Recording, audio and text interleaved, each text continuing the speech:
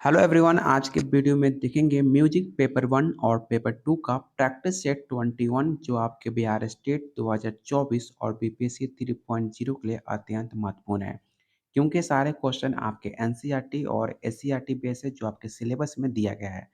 अगर आप बिहार में म्यूजिक टीचर बनना चाहते हो तो आप लोग के लिए दिया जा रहा है टोटल 17 प्रैक्टिस सेट सिर्फ 151 रुपये में, जिसमें आपको 3500 क्वेश्चन आंसर और आसान भाषा में डेफिनेशन के साथ जो अभी तक बहुत सारे बच्चे ले चुके हैं, जो आपको बिहार स्टेट और बीपीएससी क्लियर करने में 3500 क्वेश्चन काफ़ी ज़्यादा मददगार साबित होंगे। अगर आप सीरियस हो लेने के लिए तो आप इस नंबर पर व्हाट्सअप कर सकते हो, क्योंकि सारे क्वेश्चन आपके सिलेबस और एससीईआरटी एनसीईआरटी अकॉर्डिंग है। तो लेने के लिए इस नंबर पर व्हाट्सअप कीजिए। तब चलिए शुरू करते हैं आज का पहला क्वेश्चन। वीडियो को लाइक और शेयर जरूर कर दीजिएगा। पहला क्वेश्चन है, एक आपको राग दिया गया, आपको पहचानना है कि कौन सा राग है। पहला ऑप्शन है तोरी, पूर्वी, भैरव या ऑप्शन डी कोई नहीं।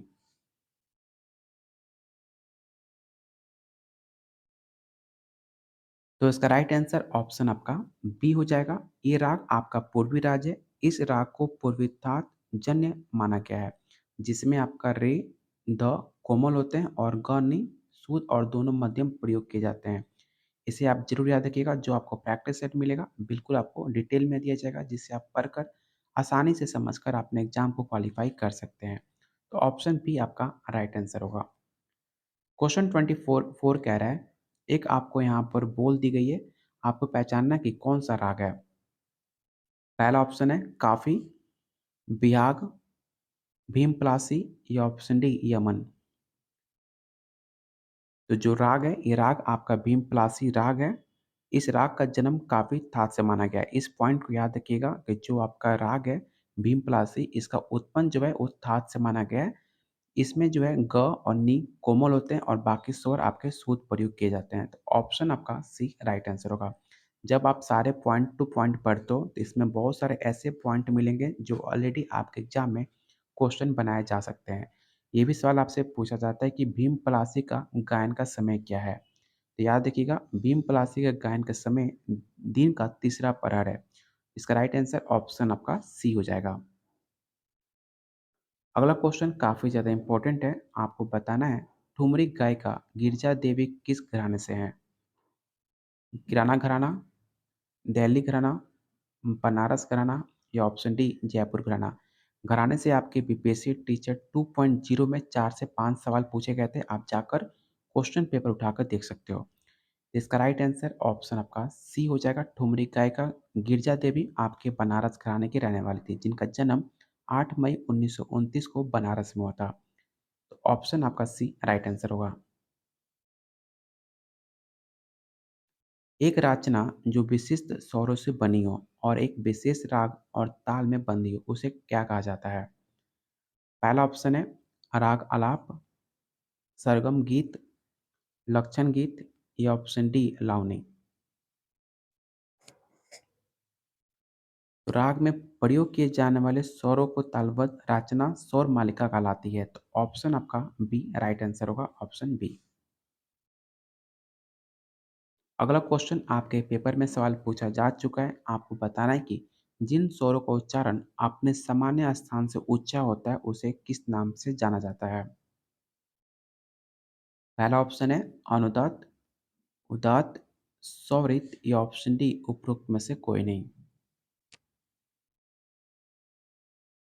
तो याद रखिएगा, जिन स्वरों का उच्चारण अपने सामान्य स्थान से ऊंचा होता है उसे उदांत कहते हैं। ठीक है, तो इसलिए इसका राइट आंसर ऑप्शन आपका डी होगा, क्योंकि उदांत आपके ऑप्शन में नहीं है। तो ऑप्शन डी आपका राइट आंसर होगा, उपरोक्त में से कोई नहीं।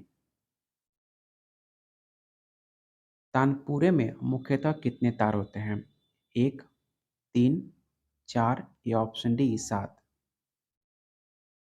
तो तानपुरे में मुख्यतः चार तार होते हैं। प्रथम तार आपका मंद्र सप्तक होता है, पंचम से जो आपको मिलाए जाते हैं।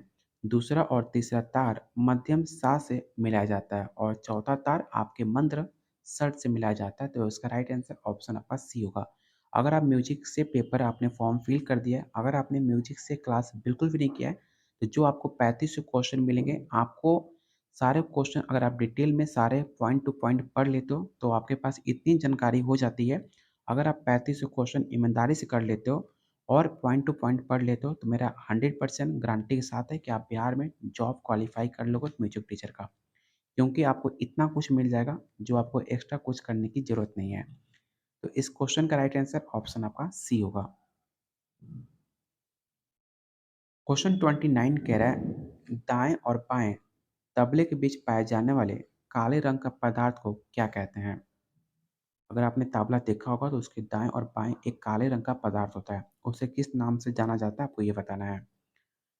पहला ऑप्शन है बद्दी, चट्टी, लौ या ऑप्शन डी स्याही। तो इसका राइट आंसर ऑप्शन आपका डी होगा। इस क्वेश्चन को आप वीवीआई क्वेश्चन टिक आउट कर लीजिए और आपको बताना है कि कर्नाटक में सश्रुति ध हिंदुस्तानी में डैश कहलाती है। पहला ऑप्शन है त्रिउन्नी, त्रिउध, सुध या ऑप्शन डी कोमलनी। तो इसका राइट आंसर ऑप्शन आपका डी होगा। अगला क्वेश्चन आपके एग्जाम में पता नहीं कितनी बार आपके म्यूजिक पेपर में सवाल पूछा जा चुका है कि डैश में तानसेन अकबर के महल आए थे। 1555 में आए थे, 1556 में, 1557 या ऑप्शन डी 1558।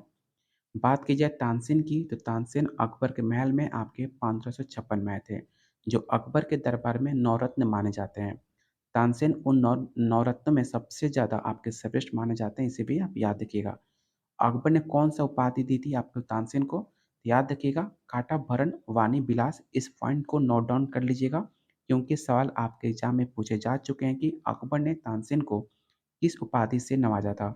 याद रखिएगा काटा भरण वाणी विलास। और आप देख सकते हो कितने सारे इंपॉर्टेंट पॉइंट है आपके डिफिनेशन में। तो इसका राइट आंसर ऑप्शन आपका बी हो जाएगा 1556। पंडित विष्णु दिगंबर फलस्कुल का जन्म कब हुआ था। सतारा में, मीरज में, कुर्द्वार में या ऑप्शन डी कोई नहीं। बात की जाए पंडित विष्णु दिगंबर का तो उनका जन्म कुर्द्वार रियासत जो आपके बेलगांव में देखने को मिलता है। वो टाइम था 18 अगस्त 1872 में और इनका पिताजी का नाम श्री दिगंबर गोपाल और माता जी का नाम श्रीमती गंगा देवी था। ये सारे पॉइंट याद रखिएगा, क्योंकि इनके पिताजी के नाम भी कभी कभी पेपर में पूछ लेता है। तो ऑप्शन सी आपका राइट आंसर होगा।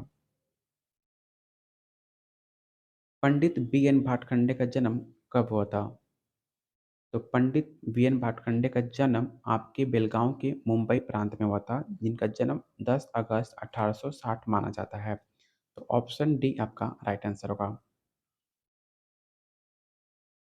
शुद्ध और ब्रिकेता किसका भेद है। जाति के, ग्राम के, प्रबंध के या ऑप्शन डी मूर्छना के। तो शुद्ध और विकृत जाति के भेद माने जाते हैं, तो ऑप्शन आपका ए राइट आंसर होगा। और याद रखिएगा शुद्ध जातियां आपकी 7 होती हैं और विकृत जातियां 11 होती हैं। इस पॉइंट को नोट डाउन कर लीजिएगा, क्योंकि सवाल ऑलरेडी आपके यूपी पीजीटी में सवाल पूछा जा चुका है। तो ऑप्शन ए आपका राइट आंसर होगा। उत्तर राग को पहचानने में कौन सा स्वर सबसे ज़्यादा आवश्यक माना जाता है। पहला ऑप्शन है ग्रह स्वर, ऑप्शन बी है न्यास स्वर, वादी स्वर या ऑप्शन डी उल्लंघन स्वर।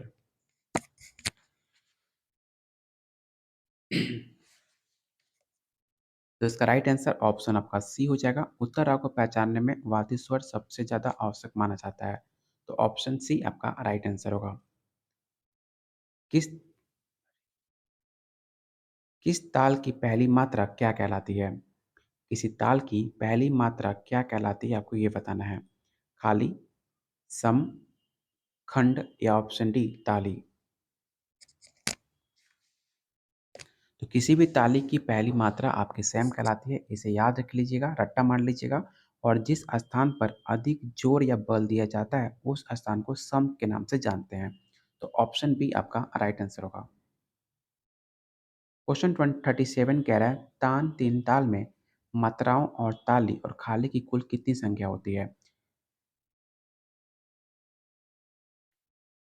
तीन ताल में आपकी 16 मात्रा होती हैं और 4 विभाग होते हैं। पहले इसे एक अलग पेज पर नोट डाउन कर लीजिए, क्योंकि मात्राएँ और विभाग को लेकर हमेशा आपके बिहार स्टेट में और बीपीएससी में सवाल पूछे जाते हैं। और याद रखिएगा, 1, 5, 13 ताली और 9 पर खाली पड़ती है। इस ताल का प्रयोग तबले को स्वतंत्र वादन और द्रुत ख्याल के संगीत के साथ प्रयोग किया जाता है। इसलिए इसका राइट आंसर ऑप्शन आपका ए हो जाएगा। दादरा ताल के आर लयकारी में दूसरे आवर्तन में लयकारी पूर्ण करने के लिए किस मात्रा पर ताल का तीसरा चक्र शुरू होता है? ये सवाल पेपर 2 वालों के लिए काफ़ी ज़्यादा इंपॉर्टेंट है, तो इस क्वेश्चन को आप इंपॉर्टेंट क्वेश्चन टेक आउट कर लीजिएगा। ऑप्शन है थर्ड, फोर्थ, सेकंड या ऑप्शन डी फिफ्थ। तो इसका राइट आंसर ऑप्शन आपका बी हो जाएगा। संगीत में किस नाद का प्रयोग होता है? आहत नाद का, अनाहत नाद का, सुश्री नाद का या ऑप्शन डी शंभुनाद का?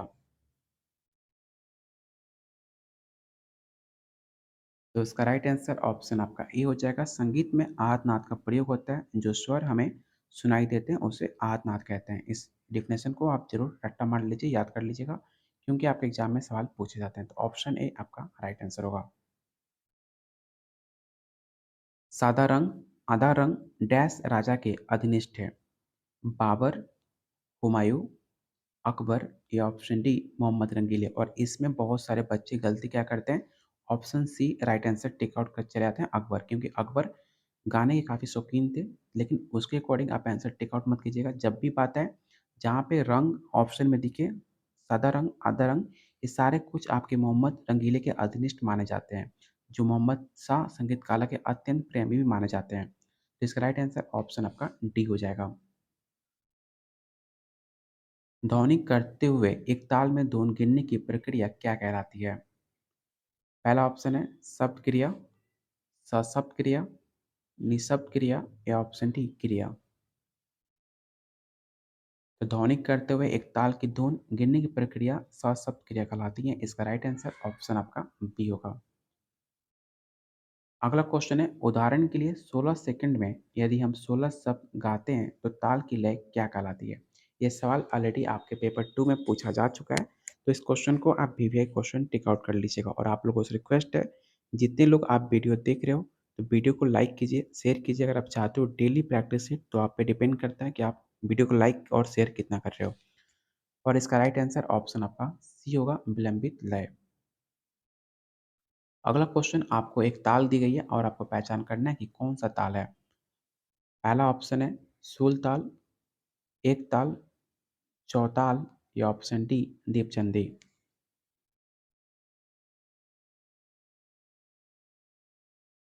तो इसका राइट आंसर ऑप्शन आपका सी होगा, चौताल का आपका ताल है। ऑप्शन सी आपका राइट आंसर होगा। क्वेश्चन 44 कह रहा है, तिगुन और आर लय के बीच क्या संबंध है? काफी इंपॉर्टेंट क्वेश्चन है पेपर 2 वालों के लिए। या आपको बताना है कि तिगुन और आर लय के बीच क्या संबंध है। तो आपको पता होगा, अगर आपने म्यूजिक का क्लास किया होगा तो आपको बताया जाता है कि तिगुन इक्वल टू 3/2 इंटू आर लय होता है। तो ऑप्शन ए आपका राइट आंसर होगा। काफ़ी आसान क्वेश्चन है, अगर आपने म्यूजिक का क्लास किया होगा तो आप आसानी से इसका आंसर दे सकते हो। क्वेश्चन 45 कह रहा है, ताल झुमरा में डैश मात्राएं होती हैं? 10, 12, 14 या ऑप्शन डी 16? तो झुमरा ताल में 14 मात्राएँ होती हैं। और मैं बार-बार क्यों कह रहा हूँ कि मात्रा आपके एग्ज़ाम में सवाल पूछे जाते हैं। आप यहाँ देख सकते हो कि आपसे मात्राएँ पूछ ली गई है और आपसे विभाग भी पूछा जाता है, इसलिए मात्रा और विभाग आपको याद होना चाहिए हर किसी का। तो झुमरा ताल में 14 मात्राएँ होती हैं और 4 विभाग होते हैं। इसे 2 पॉइंट को रट्टा मार के याद कर लीजिएगा, क्योंकि बार-बार आपके एग्ज़ाम में सवाल पूछे जाते हैं। सच में बिहार स्टेट बीपीएससी क्लियर करना चाहते हो तो बस आप इतना काम कर लेना, मात्राएँ और विभाग याद रखना, क्योंकि मात्राएँ और विभाग से 5 से 6 सवाल आपके एग्ज़ाम में ऑटोमेटिक पूछे जाएँगे ही जाएँगे। तो इसका राइट आंसर ऑप्शन आपका सी हो जाएगा। एक स्वर के मंद्र, मध्य और तार डैश कहलाते हैं? अस्थाई, नाद स्थान, टिम्बर या ऑप्शन डी कोई नहीं? तो इसका राइट आंसर ऑप्शन आपका बी हो जाएगा। वह स्वर जिन्हें गाने से राग नष्ट हो जाता है उसे कौन सा स्वर कहते हैं? काफ़ी ईज़ी क्वेश्चन है, आपके स्टार्टिंग म्यूज़िक क्लास में ही आपको बताया जाता है, तो आपको इसमें कन्फ्यूज़न नहीं होना चाहिए। पहला ऑप्शन है वादी, अनुवादी, स्वादी या ऑप्शन डी विवादी। तो उसे हम विवादी के नाम से जानते हैं, जिन्हें गाने से राग नष्ट हो जाए, उसे हम विवादी के नाम से जानते हैं। तो ऑप्शन डी आपका राइट आंसर होगा। अगला क्वेश्चन है, आपको एक तान दिया गया, आपको पहचान करना है कौन-सा तान है। पहला ऑप्शन है कुट-तान, सपाट-तान, पलटा-तान या ऑप्शन डी वक्र-तान। ये पेपर 2 में सवाल पूछे गए थे आपको तान को लेकर, तो पेपर 2 वालों के लिए काफ़ी ज़्यादा इम्पोर्टेंट है और इसका राइट आंसर ऑप्शन आपका ए हो जाएगा कुट-तान। स्वरों को फेर-बदल अर्थात टेढ़े मेढ़ेपन से विभिन्न स्वर समूह को रचना होती है, उसे कुट-तान के नाम से जानते हैं। तो ऑप्शन ए आपका राइट आंसर हो जाएगा। अगला क्वेश्चन है, संगीत दर्पण में श्रीमत के अनुसार डैश राग और डैश रागनियाँ होती हैं। ऑप्शन है 5-25, 6-36, 7-49 या ऑप्शन डी 8-64। तो आप लोग रट्टा मार लीजिएगा, संगीत दर्पण में श्रीमत के अनुसार 6 राग और 36 रागनियाँ होती हैं। कुछ रागों को स्त्रियाँ और कुछ को पुरुष मानकर रागों को वंश परंपरा मानी गई है, जिसे राग रागनी पद्धति का जन्म हुआ था, जो आपको म्यूजिक क्लास में स्टार्टिंग में बताया जाता है। तो ऑप्शन बी आपका राइट आंसर हो जाएगा। और आज का प्रैक्टिस सेट में बहुत सारे इंपॉर्टेंट क्वेश्चन थे जो आपके एग्जाम में पूछे जाते हैं और आने की चांसेस काफ़ी ज़्यादा है।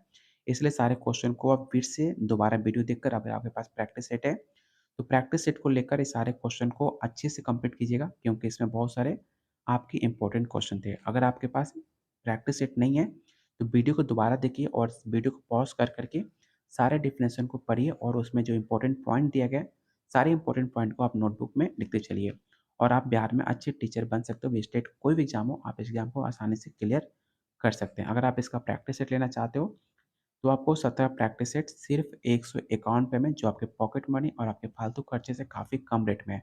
अगर आप सीरियस हो, अपने फ्यूचर को सिक्योर करना चाहते हो, बिहार में टीचर बनना चाहते हो, तो आप इस नंबर पे व्हाट्सएप कर सकते हो, जिसमें आपको 3500 क्वेश्चन आंसर और आपने अभी तक देख चुका होगा कितने आसान भाषा में आपको डिफरेंशियल के साथ दिया जा रहा है, जो आपके एनसीईआरटी और एससीईआरटी आपके सिलेबस के अकॉर्डिंग है।